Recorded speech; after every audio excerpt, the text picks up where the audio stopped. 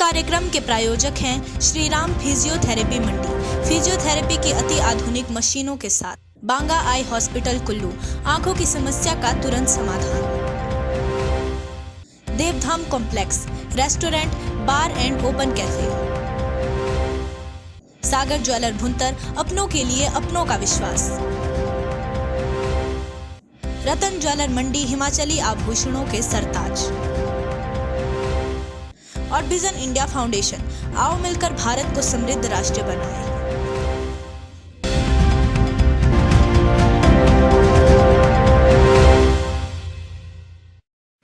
नमस्कार, मैं हूं निशा ठाकुर और आप देख रहे हैं न्यूज़ प्लस टीवी चैनल। समाज के किसी भी क्षेत्र में महिलाओं को पुरुषों से कम आंकना कोई नई बात नहीं है, लेकिन आज के इस दौर में महिलाएं किसी भी क्षेत्र में पुरुषों से पीछे नहीं बल्कि कंधे से कंधा मिलाकर चल रही हैं। आज हम आपको एक ऐसी ही शख्सियत से रूबरू कराएंगे जो बीजेपी में महिला नेता के रूप में कई वर्षों से कार्य कर रही हैं। उनका नाम है डॉक्टर अर्चना ठाकुर जी। नमस्कार अर्चना जी, आपका बहुत बहुत स्वागत, अभिनंदन करती हूँ। मेरा पहला सवाल आपसे ये रहेगा कि एक महिला होने के रूप में महिला को किसी भी क्षेत्र में जाने के लिए, खासकर राजनीति की हम बात करें तो काफ़ी संघर्षों के दौर से गुजरना पड़ता है, और आपने जो विचार बनाया राजनीति में आने का, वो कैसे आपके मन में ये विचार आया और किन उद्देश्यों से आपने राजनीति में अपने कदम रखे?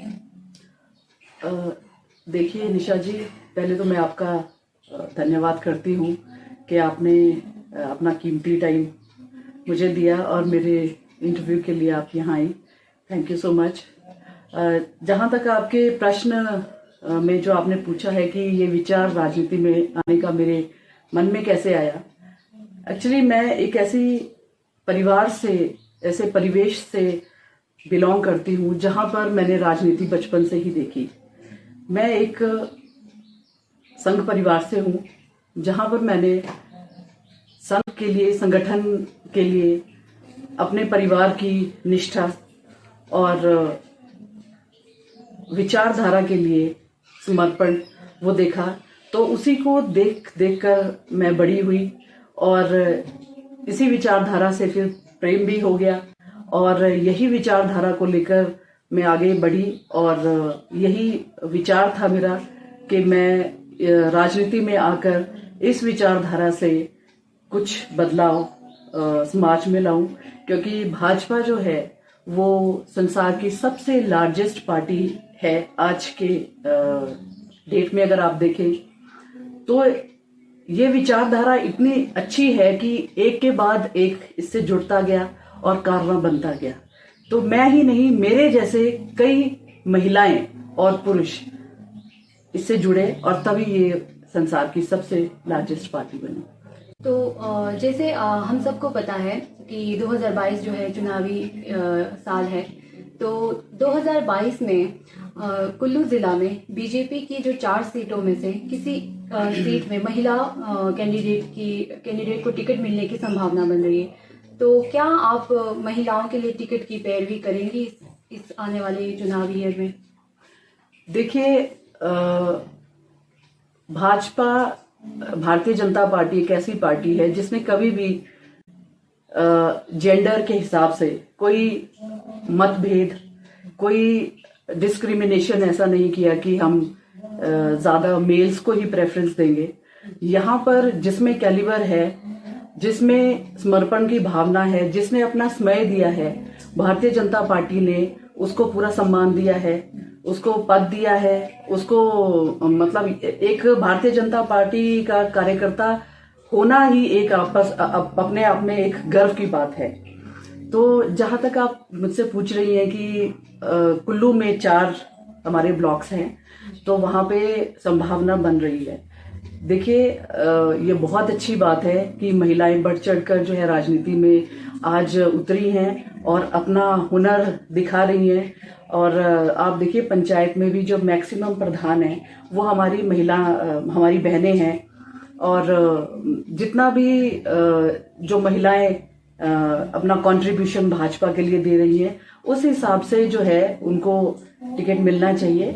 और ताकि जैसे आप देखिए जनसंख्या का 49% जो है वो महिलाएं हैं, तो महिलाओं की प्रॉब्लम्स को बड़ी अच्छी तरह से समझती हैं। तो मेरा तो झुकाव रहेगा कि अगर महिला को मिलती है टिकट तो मैं भी उसकी पैरवी करूंगी। जिस महिला में महिलाओं को जोड़ने का, महिलाओं के हक के लिए बोलने का जो है वो पूरा उसमें कैलिबर होगा, अपनी आवाज उठाएगी, तो उसको मिलना चाहिए और मैं भी उसकी पैरवी करूंगी। मेरा आखिरी सवाल अर्चना जी आपसे ये रहेगा कि आम आदमी पार्टी ने जो है रिसेंटली हिमाचल में दस्तक दे दी है, तो और बीजेपी के भी कई कार्यकर्ता जो है आम आदमी पार्टी में शामिल हो रहे हैं, तो आखिर ऐसा क्यों हो रहा है? देखिए, हिमाचल प्रदेश में क्या, पूरे ही अगर हम भारत की बात करें, कई पार्टीज आती हैं जाती हैं। हिमाचल में ऐसे ही पहले भी बहुत पार्टीज आई, बहुत शोर मचा, बहुत लोग जो है वो उनका बैलेंस ऑफ माइंड थोड़ा सा डिस्टर्ब हुआ कि हम यहाँ जाएंगे यहाँ इज्जत मिलेगी, वहां जाएंगे वहां इज्जत मिलेगी, लेकिन ऐसा नहीं होता। परिवार परिवार होता है। अगर कोई मनमुटाव भी हो तो वो भी परिवार में बैठ के परिवार वाले ही उसको जो है उसका सॉल्यूशन ढूंढते हैं।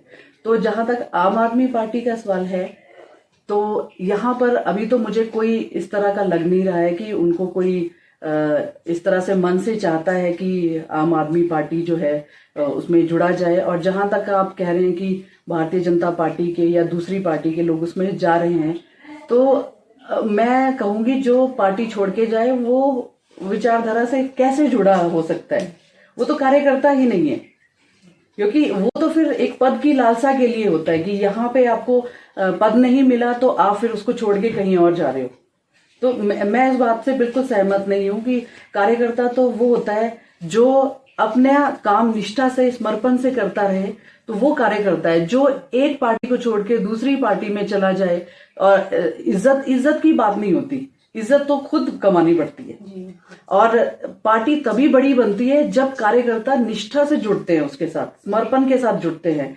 तो मैं नहीं समझती कि ये वो कार्यकर्ता हमारे थे जो यहाँ से, जो भाजपा से हटके या किसी और पार्टी से हटके जो है वो आम आदमी पार्टी ज्वाइन कर रहे हैं। या तो वो न्यूट्रल थे या फिर उनको कोई इन्होंने प्रलोभन दिया होगा, इसलिए वो गए, या पद की लालसा के लिए गए होंगे। जनता को भी ये संदेश देना चाहती हूँ कि अभी चुनाव आ रहे हैं, अपना जो है वो दिमागी संतुलन ना खोएं। इस तरह से जो इधर से उधर भागना, ये चीजें शोभा नहीं देती हैं। आपको इज्जत जो है अपने परिवार में ही मिलेगी, तो आप वहीं पे रहिए। आपका आज नहीं तो कल आपको जो है जरूर एक आपको पद भी मिलेगा, और काम के अनुसार मिलता है। अगर आप ही के काम में थोड़ी कमी रह गई होगी जो आप इस तरह से भागने का काम कर रहे हैं, तो आप प्लीज अपनी विचारधारा से जुड़े रहिए। मैं एक बात आपके समक्ष रखना चाहूंगी कि कोरोना जो पीरियड था उसमें कितनी कठिनाइयां आई, कितने लोग हमें छोड़ के चले गए, और ये एक वैश्विक बीमारी थी जिसमें पूरे संसार को जकड़ रखा था।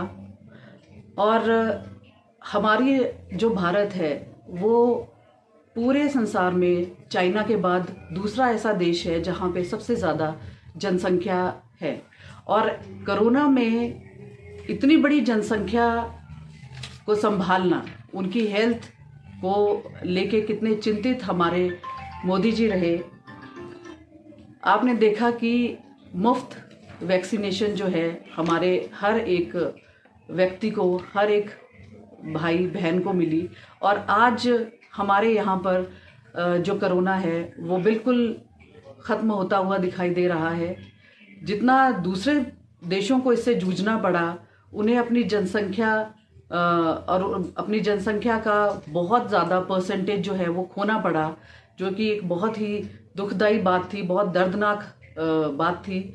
उसके अलावा मोदी जी ने जो हर एक वर्ग के लोगों के लिए, चाहे वो बुजुर्ग हो, चाहे वो छोटे बच्चे हों, चाहे वो प्रेग्नेंट महिलाएं हों, चाहे वो किसान हो, चाहे जिस भी वर्ग का व्यक्ति था, सभी को का विकास के लिए उन्होंने ऐसी ऐसी योजनाएं बनाई, वो तो उससे कोई भी अनभिज्ञ नहीं रहा है। अभी आप देखिए रिसेंटली जो है वो गरीब कल्याण योजना, उसमें उसको जो है वो 6 मंथ्स के लिए और बढ़ाया गया। ये ऐसी पार्टी जो एक आम आदमी के साथ जुड़ी है, एक गरीब तबके के साथ जुड़ी है, उसको हमें चांस देना चाहिए।